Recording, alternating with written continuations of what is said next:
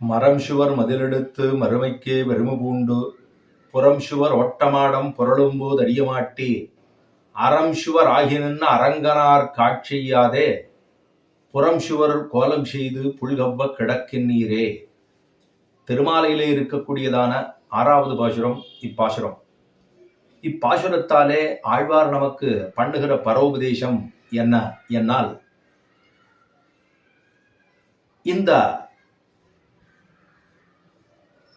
சரீரத்தை வைத்துக் கொண்டுதான் நாம் தர்ம காரியம் எல்லாம் செய்து வருகிறோம். சரீரம் ஆத்மங்கரு தர்ம சாதனம் என்று சொல்லுவார்கள். இப்ப நம்ம என்ன சொன்னோமா, இங்க சம்சாரிகளாக இருக்கக்கூடிய நாம் எல்லாம் என்ன சொன்னோமா, ஐயா நிறைய இன்பங்கள் இந்த ஆத்மாவை அதாவது ஆத்மாவுக்கு உஜ்ஜீவனத்தை தேடும் வகை அறியாமல் பல விஷயங்கள் இருக்கே இந்த உலகத்துல. ஆசையாக காமத்துக்கு வசப்பட்டு, காமம்னு சொன்னா ஆசையொல்லியோ, உலகத்துல இருக்கக்கூடிய ஆசை இருக்கு, நிறைய இருக்கு. இதெல்லாம் நிறைய விஷயங்கள், இந்திரியங்களுக்கு கொடுக்கக்கூடிய அனுபவங்கள் எல்லாம் நிறைய இருக்கு, போகங்கள் எல்லாம் நிறைய இருக்கு. இதெல்லாம் அனுபவித்துக் கொண்டு இருக்கிறோம். சரி, அனுபவித்து முடித்து விட்டோமா அப்படின்னு சொன்னா ஒரு நாளும் அது இல்லை. அப்ப ஒவ்வொன்றுக்கும் ஒவ்வொரு அனுபவம் இருக்கு. இந்த அனுபவத்தெல்லாம் பண்ணிக்கொண்டு நாம் இங்கேயே இருப்போம் அப்படின்னு நம்ம நினைச்சுட்டு, சரி ஒண்ணுல கிடைக்கலனாலும் பரவாயில்ல மத்தொன்னுல கிடைச்சிரும் அப்படின்னு கடைசி வரைக்கும் நம்ம இது பின்னாடியே ஓடிட்டு இருக்கோமா? அப்படி ஓடுகின்ற பொழுது ஆழ்வார் கேட்கிறார், ஐயா இப்படி இருக்கல, இப்படி இருக்கலாமா? அரங்கனுக்கு ஆள் செய்ய வேண்டாமா? இந்த ஆத்மாவனுடைய உயர்ந்த நிலை, இந்த ஆத்மா என்பது அழிவில்லாது இருக்கக்கூடியது. இதுக்குத்தான் ஞானம் உண்டு, இதுக்குத்தான் இத்தனை கைங்கரியம் எம்பெருமானுக்கு அடிமைப்பட்டு கிடக்க வேணும் என்கிற சேஷத்துவமோ இதெல்லாம் எம்பெருமானிடத்தில் இருக்கணுங்கிறது இதுக்குத்தானே உண்டு. இப்படி இந்த உலகத்திலே எம்பெருமானுக்கு அடிமை செய்ய மாட்டாமல் இப்படி தேகத்துக்கே தேக ரட்சணம் என்னே ஓடிக்கொண்டிருக்கிறீர்களே, இப்படிலாம் இருந்தீங்கன்னா கடைசியில என்ன ஆகும்? எல்லாருக்கும் ஒரு நாள் கடைசி நிலை அப்படிங்கிறது வரும் இல்லையோ? அப்ப வருகிற பொழுது நீங்கள்லாம் இப்ப இல்லையே, இழந்துட்டோமே நீ சொல்லுவதிலே என்ன பலன்? அப்படி இருக்கக்கூடாது இல்லையா?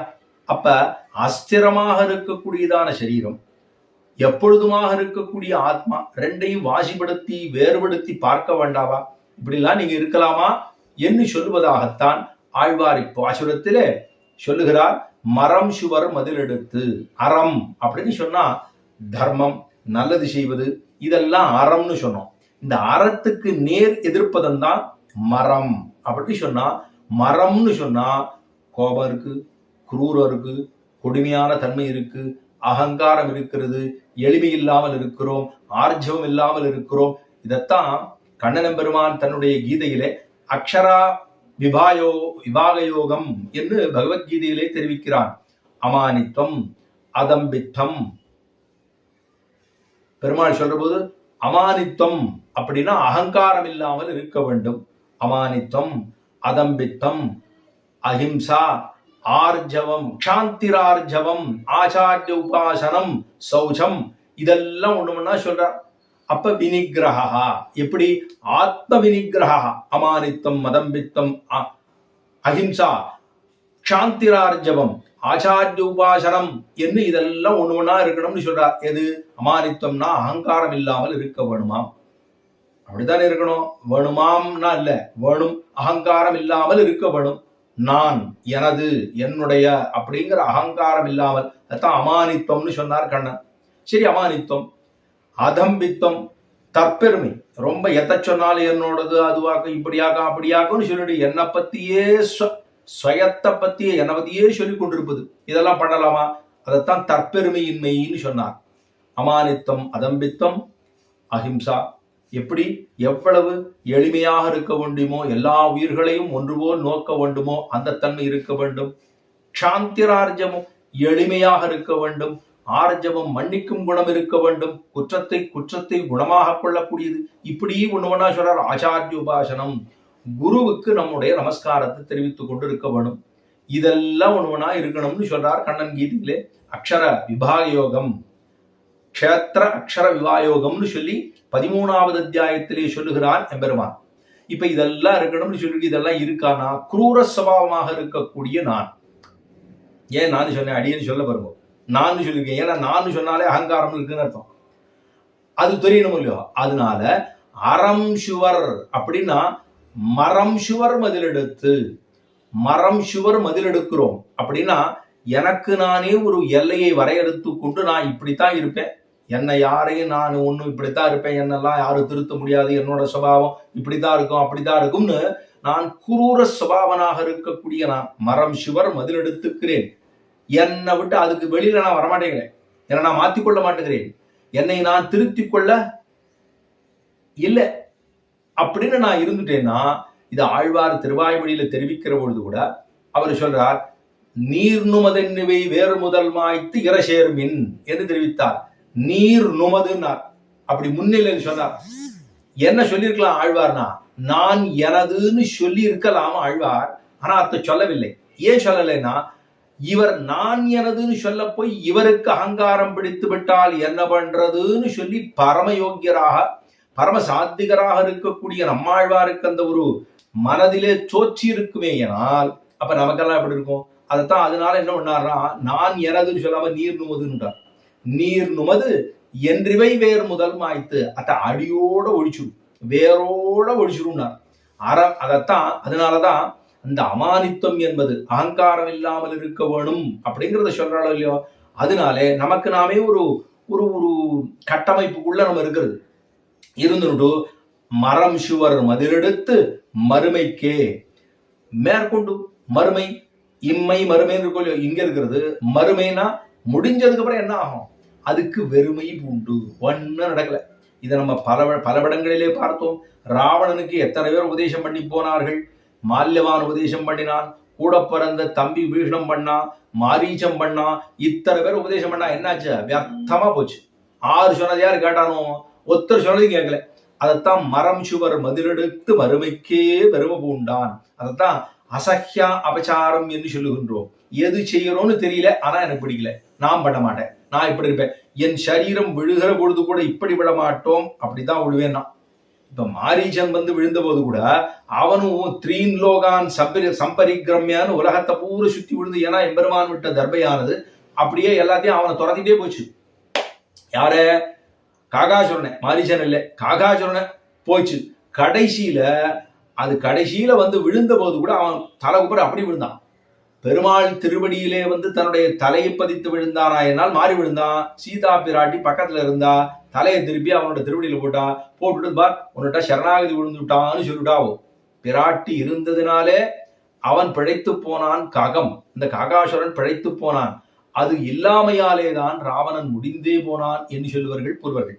அப்படி அவனுக்கு நடந்தது. அப்ப மாரீச்சன் எத்தனை உபதேசம் பண்ணா, ஐயா நீ யாரு தெரியுமா, நான் பிரம்மச்சாரி ராமனே பார்த்திருக்கேன்னுடான். அந்த பிரம்மச்சாரி ராமனுக்கே அத்தனை சக்தி இருந்ததென்னால், அப்படி இருக்கிற போது இப்போ சீதா பிராட்டியோடு இருக்கக்கூடிய ஈவன் இந்த ராமனிடத்துல நீ படாதே வாண்டான்னு சொன்னா கேட்கல, நீ மாயமானா போனான். அப்ப அவனுக்கு ஏற்பட்ட அனர்த்தம் தெரியும். இத்தனை பேர் உபதேசம் பண்ணிருக்கா, ஆனா அவன் திருந்தவே இல்லை, முடிஞ்சதோ இல்லையோ. அப்ப அது ஏற்பட்டது. அப்ப மரம் சுவர் மதிலெடுத்து வறுமைக்கு வெறும பூண்டு புறம் சுவர் ஓட்டமாடம். புறம் அப்படின்னா இந்த சரீரம் தான். இதைத்தான் சொன்னா அஸ்திரமாக, சிரம் இல்லையோ இல்லையோ, அது அப்படியே அஸ்தி ஜாயதே பரிணமதே விபஜதே விவக்ஷியதே வினச்சதின்னு 6 ஷட்பாவ விகாரம் இருக்கக்கூடிய சரீரம் இது. அஸ்தி இருக்குன்னு சொல்றோம், ஜாயதே பிறக்கிறதுன்னு சொல்றோம், அஸ்தி ஜாயதே பரிணமதே வளர்கிறதுன்னு சொல்றோம், அஸ்தி ஜாயதே பரிணமதே விபத்தியதே என்ன மேலே இன்னும் நன்னா வளர்ந்து நன்னா போஷாக்காய் நன்னா வளர்ந்து முடிஞ்சிருது.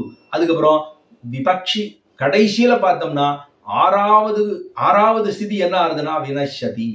அதுக்கப்புறம் மூப்பு வருது, முடிஞ்சு போயிடுது. அதான் கீழே பார்த்தோம், வேதை பாலகனதாகும் பிணிவசி மூப்பு துன்பம்னு அங்கே இந்த தன்மைகளை சொன்னார். இங்கே 6 விகாரங்கள் இருக்கக்கூடியதான இந்த சரீரம். இதுக்கு என்ன வேணும்? ஆத்ம குணங்கள் வேண்டும். அது இருக்கா? அதெல்லாம் இல்லையே. என்ன இல்ல? கோபம் இருக்கு, கூரத்தன்மை இருக்கு, எளிமை இருக்கா? இல்ல. பட்டாடோப்பம் இருக்கு. அதுக்கப்புறம் நல்ல குணங்கள் இருக்கா? இல்ல. இதெல்லாம் இருந்து சாத்திய குணமா இருந்தா தான் எம்பெருமான் திருவடிகளிலேன்னு போய் விழுந்திருப்பானே. அது இல்லாததுனாலதான் சொல்ல இந்த பக்கம் திரும்பி போயிட்டு இருக்கான். மரம் சுவர் மதிலெடுத்து மறுமைக்கே வெறும பூண்டு. மறுமையில போய் என்ன நடக்கும் அப்படின்னா ஒண்ணும் இருக்காது. இங்க எப்படி இருக்குமோ அப்படித்தான் அங்க போய் இருக்க போகுது. அப்ப மறுமைக்கே வெறும பூண்டு புறம் சுவர் ஓட்டமாடம். இதுதான் புறம். இந்த சரீரம் இருக்கே புறம். அத மாடம்னு சொன்னா, புறம் சுவர் ஓட்டை மாடம்னா ஓட்ட மாடம், ஒழுக மாடம். ஒரு வீடு இருக்குன்னா ஓட்டை, அது ஓடு இருக்குன்னா ஓடு உடஞ்சி போச்சுன்னா கீழே தொடர்ந்து கீழே விட்டுது இல்லையா? இது அப்படித்தான். கொஞ்சம் கொஞ்சமா இந்திரியங்கள்லாம் கொஞ்சம் கொஞ்சமா பலத்தை இழந்து இழந்து இழந்து இழந்து போயிடும். ஒரு புது வீடு இருக்கு, புது வீட்டுல பெருச்சாடு இருந்தா எப்படி இருக்கும்? புது வீட்டுல பெருச்சாடு இருந்தா எல்லாத்தையும் பிச்சு நாசம் பண்ணிட்டு போடாதா? இது கொஞ்சம் கொஞ்சமா அப்படிதான் போறது. புறம் சுவர் ஓட்டை மாடம். இந்த சரீரத்துக்கு இந்திரியங்கள்ல எல்லாம் கொஞ்சம் கொஞ்சமா விழுந்ததுன்னா புரளும் போது அறிய மாட்டி. இது எல்லாம் கடைசியில விடு. நாளை பண்ணலாமே, நாளானி பண்ணலாமே, அடுத்த நாள் பண்ணலாமே, ரிட்டையர் ஆகி பண்ணலாமே, இப்ப பண்ணலாமே, அப்ப பண்ணலாமேனா ஒரு நாள் பண்ண முடியவே போறதுல கடைசியில படுத்த படுக்கையா இருக்கிற போது ஆச்சு காலம்பூர படுத்து இனிமே ஒண்ணுமே இல்லையே, இனிமே நான் எப்ப பண்ண போறேன் அப்படிங்கிறது தெரிஞ்ச போது ஒன்னும் பண்ண இயலாமல் இருக்கிற பொழுது அப்ப நமக்கு ஏதாவது ஞாபகம் வருமானா, பெருமாளை நினைத்திருந்தால் அவன் ஸ்திதே மனசி ஸ்வஸ்தே என்று அவன் நம்மை அகம் ஸ்மராமி மத்பக்தன் நயாமி பரமாங்கதி என்று கூட்டிக் கொண்டு செல்வான். நம்ம தான் அதை பண்ணவே இல்லையே. பண்ணாத போது அவன் என்ன செய்வான் அப்படின்னா, குறைஞ்சபட்சம் அவனை அப்படின்னு எம்பெருமானையாவது நினைக்க வேணுமோ இல்லையோ, பண்ணவே இல்லை. புரளும் போது அறிய மாட்டி. மேலே சொன்னா, அறம் சுவராகி நின்று அரங்கனாருக்கு ஆட்செய்யாதே. அறமாக நிற்கிறான். மேல மரம்னு சொன்னார், அறத்துக்கு எதிர்ப்பதம் தான் மரம். அறம்னு சொன்னா இவனே தர்மம் அப்படின்னு உருவாக தர்மத்துக்கு மறு உரு கொடுக்க வேணும் என்று சொன்னால் அது ராமனும் கண்ணனும் அவதாரமாக இருக்கக்கூடிய ஸ்ரீமன் நாராயணனே, அவனே பரம்பொருளாக. அப்படி இருக்கக்கூடிய அறம் சுவர் ஆகி நின்ன நமக்கு எப்படி இருக்கானா அப்படின்னா, சுவர் போல நிற்கிறானா எம்பெருமான். வீட்டுக்கு சுவர் வேணுமோ இல்லையோ, சுவர் இருந்தா தானே உள்ள ஆறு வர முடியாது. அப்ப அதுதானே பாதுகாப்பு. நமக்கெல்லாம் யாரு அரணாக இருக்கிறான், மரமாக இருக்கிறான், அறமாக இருக்கிறான் என்று சொன்னால், மரம் என்பது வேறு, அது வேற அர்த்தம், எதிர்ப்பதம். நல்லதுக்கு நேர எதிர்ப்பதம் மரம். பகவான் அறமாக இருக்கிறான். அந்த அறமாக தர்மமாக கருணையே உருவெடுத்தவனாக, சௌசீல்யத்தன்மையே உருவெடுத்தவனாக, சௌலபியசன்மையே உருவெடுத்தவனாக, அப்படி அறமாக இருக்கக்கூடியவன் எம்பெருமான் அல்லவா. அவனே சயனித்துக் கொண்டு சம்சாரம் கிழங்கு எடுத்தால் அல்லது பெயரே. பெருமாள் எப்படி இருக்காராம் திருவரங்கத்துல எம்பெருமான் சயனித்துக் கொண்டிருக்கக்கூடிய சிறிய பார்த்தா, இவன் சம்சாரத்துல இருக்கக்கூடியவா அப்படின்னா, சம்சாரம்னா இந்த உலகம். இந்த உலகத்துல இருக்கக்கூடியவர்கள் எல்லாரையும் ஸ்ரீபை குண்டத்துக்கு கூட்டிட்டு போயிடணும். அது வரைக்கும் பெருமாள் அடம் பிடிச்சு இங்கே சனிச்சுட்டு. சம்சாரத்தை கிழங்குன்னா அடியோட சம்சாரம் கிழங்கு எடுத்தால் அல்லது பெயர மாட்டோம், இவ்விடத்தை விட்டு நாம் நகரமாட்டோம் என்று நம்மையெல்லாம் உஜ்ஜீவிக்கும் பொருட்டாகவே பெருமான் சனிச்சுருக்கான். அதனாலதான் அவன் என்ன சொல்றார், அறம் என்று இந்த அறம் சுவர் ஆகி நின்று அரங்கனாருக்கு ஆட்செய்யவில்லையே. நீங்கள் எல்லாம் இந்த திருவரங்கத்துல உங்களுக்காக தானே படுத்துட்டு இருக்காரு. உங்களுக்காக படுத்து கொண்டிருக்கக்கூடிய ஒருவனிடத்திலேயே நீங்க ஆட்செய்யவில்லை என்னால், அவனுக்கு கைங்கரித்தை பண்ணவில்லை என்னால், அவனுக்கு தொண்டு புரியவில்லை என்னால், ஏன்னா தர்மமே அவன்தான். ஏச்ச வேதவிதோ விப்ராஹா ஏச்சாத்யாத்மவிதோ ஜனாஹா தேவஹந்தி மகாத்மானம் கிருஷ்ணன் தர்மம் சனாதனம் என்று ஏச்ச வேதவிதோ விப்ராஹா. நன்னா வேதத்தை அறிந்ததாக இருக்கக்கூடிய பிராமணர்களும், ஏச்ச வேதவிதோ விப்ராஹா ஏச்சாத்யாத்மவிதோ ஜனாஹா, எல்லா மக்களும் ஒன்றே ஒன்று அப்படின்னா அவன் ஆறு. அந்த தெய்வம் எல்லோராலும் ஒத்துக்கொள்ளக்கூடியதான ஒரே ஒருவன் எம்பெருமான், அந்த சர்வேஸ்வரன் ஸ்ரீமன் நாராயணனே சொல்லுகிறோ, அது வேற யாரும் அல்ல, கிருஷ்ணம் தர்மம் சனாதனம் என்று சொல்லுகிறது சாஸ்திரம். இது எம்பெருமான பத்தி சொல்றது. அதை ராமனை சொல்ல வேணும் என்னால் அவனும் தர்மத்துக்கு உருவெடுத்தவன் தானே. அவனை சொல்ல போது ராமோ விக்கிரகவான் தர்மஹா சாது சத்திய பராக்கிரமஹா. சாது யாது எல்லாரும் ஒத்துக்கொள்ளக்கூடிய சாது ஜனங்களாக இருக்கக்கூடியவர்களும் எல்லோருமாக ஒத்துக்கொள்ளக்கூடிய ஒரே ஒருவனாக விக்கிரவன். ஒரு உரு தர்மத்துக்கு உரு கொடுத்தால் அது யாராக இருக்கும் என்னால் அது ராமனாக இருக்கும். அப்படி இருக்கக்கூடிய ஒருவன் யாரு? அவன்தான் ராமன். ஆக ராமனுமாக கண்ணனுமாக அவதாரங்களுமாக சர்வஸ்மாத்பரணமாக இருக்கக்கூடிய அறம், அந்த அறம் சுவர் ஆகி நின்று அரங்கனாருக்கு ஆட்செய்யாதே. இப்படிலாம் நீங்க பண்ணாம என்ன பண்ணிட்டு தெரியுமா, புறம் சுவர் கோலம் செய்ய புல்க. புறம் சுவர் கோலம் செய்து, புறம் அப்படின்னா இந்த சரீரத்துக்குன்னே ஆட்பட்டு கிடக்கிறீர்கள். இந்த சரீரம் என்ன சொல்லுதோ அது பிரகாரம் பண்ணணும். இப்ப 4 மணிக்கு கேட்கிறதா சாப்பிடணும், 5 மணிக்கு கேட்கிறதா சாப்பிடணும். இப்ப இங்க கண்ணு அதை பார்க்க சொல்லுதா, ஏதோ ஒண்ணு பார்க்க சொல்லுதா அதை பார்க்கணும். வாய் எத்தையோ திட்ட சொல்லுதா, ஆரையோ கொடார சொல்லுதா சொல்லணும். இப்ப இதுக்கு இந்திரியங்களுக்கு வசப்பட்டு நாம் இந்த புறம் என்று சொல்லப்படுகிற இந்த சரீரத்துக்கு ஆட்பட்டு சரீரம் சொல்லும் அளவுக்கு செய்கிறோமே நாம் அப்படின்னு பண்ணிட்டா, அப்ப இந்திரியத்துக்கு நாம் அடிமைப்பட்டு அது சொல்ற போக்குல போயிட்டு இருக்கோம். போனா என்ன ஆகும்? ஆத்ம குணம் வளர போகுதா? அந்த ஆத்ம குணம் வளராது. அதனாலதான் சொல்றா, இந்திரிய நிகிரகம், இந்திரியங்கள் சொல்லுகிற அளவுக்கு நாம் செய்ய போனோமே ஆனால் அறமாக இருக்கக்கூடிய எம்பெருமானை நினைப்பதற்கு நமக்கு வழி இல்லை. அதனாலதான் புறம் சுவர் கோலம் செய்து, புறம் சுவர் கோலம் செய்து புல்கப்ப கிடக்கு நீரு. பெருமாள் நமக்காக சனிச்சிருக்கா. நம்ம இடத்துல நல்ல குணம் உண்டா, கோபமின்மை உண்டா, வள்ளன்மை உண்டா, கொடுப்பது உண்டா, யாரையும் நிகிரகம் பண்ணா, அதாவது யாரையும் திட்டாமலோ வையாமலோ கொள்ளாமலோ பொறாமை இல்லாமலோ, இதெல்லாம் நம்ம இருக்குமா? அகங்காரம் இல்லாம இருக்குமா? அதுக்கப்புறம் அவனிடத்துல நல்ல குணம் இருக்கா, தற்பெருமை இல்லாமல் இருக்கா, ஆர்ஜவ குணம் இருக்கா, ஆச்சாரிய உபாசனம் இருக்கா? இதெல்லாம் ஒண்ணுமே பண்ணல. கடைசி வரைக்கும் இப்படியே வாழ்ந்துட்டேன். எதுக்காக? என்னோட சரீர போஷணம், அதாவது சரீரத்துக்குன்னே வாழ்ந்துட்டேன்.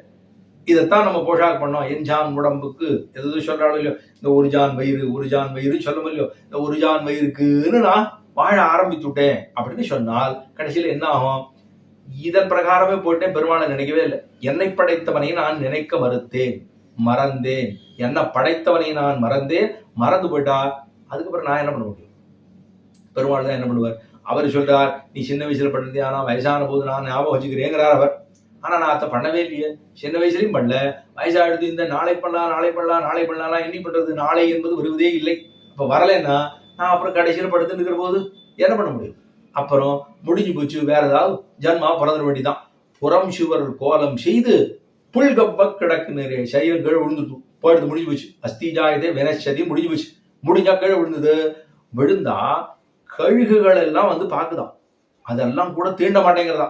ஏன்னா இவன் பெருமாளுக்கு பண்ணிருக்கான். அரங்கனாருக்கு ஆட்சி தானா, கைங்கரியம் பண்ணினானா, தொண்டு புரிந்தானா, பெருமாளுக்கு ஒரு அக்கியம் காமித்தானா, பாத்தியம் காண்பித்தானா, அஜவனியம் பண்ணினானா, அவனுக்கு திருவஞ்சனம் கண்டருள பண்ணினானா, தூபம் பண்ணினானா, தீபம் பண்ணினானா, அவனுக்கு கண்டருள பண்ணினானா, பெருமாளுக்கு பிரசாதங்கள் திருப்பணியாரங்களை பண்ணினானா, அமுது பண்ணினானா, அந்த அனுயாகத்திலே இவன் அமுது செய்தானா, அவனுக்கு மந்திர புஷ்பத்தை பண்ணினானா, அவனுக்கு எல்லாம் செய்வித்தானா அப்படின்னு பார்த்தா எதுவும் பண்ணல. விசித்ரா தேக சம்பத்திகி ஈஸ்வராய நிவேதிதும் பூர்வமேவ கதா பிரம்மன் ஹஸ்தபாதாதி செய்யுதாயன்னு இந்த சரீரத்தை கொண்டு எம்பெருமானுக்கு பண்ணணும்னா ஒன்றும் பண்ணல. பண்ணாத போது புறம் சுவர் கோலம் செய்து புல்கப்ப கீழே விழுந்துடுது. விழுந்தா இந்த கழுகு வருது வந்து அப்படி மூக்கா வச்சு பாக்குதான். பார்த்தா இதுல ஒண்ணுமே இப்படிலாம் ஒண்ணுமே தெரியலையே. இந்த சரீரத்துல அகங்காரம் நிறைய இருக்கு போல இருக்கு, கோபம் நிறைய இருக்கு போல, குரூரம் நிறைய இருக்கு போல. இதுல சப்தஸ்பரிச ரூபரசந்தங்களாலே இவன் அனுபவித்த அனுபவமே நிறைய இருக்கா. இவனிடத்துல காமம், கோபம், குரோதம், லோபம், மகம், மதம், மாத்சரியம் என்ன இதெல்லாம் தான் நிறைய இருக்கு போல இருக்கு இந்த சரீரத்துல.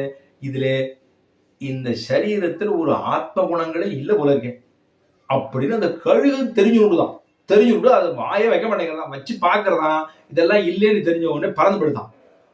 புறம் சுவர் கோலம் செய்து புல் கவ்வி பார்த்தது. அதுக்கப்புறம் ஒண்ணும் பண்ணல. ஏன்னா நம்மளே இப்படி வந்து பிறந்திருக்கோம், பக்ஷி ஜென்மாவா, நம்மளே பாப ஜென்மா. அந்த பாப ஜென்மாவா நம்ம பிறந்துட்டு இதை வேற சாப்பிட்டு இதோட பாவம் வேற நமக்கு வரணுமா?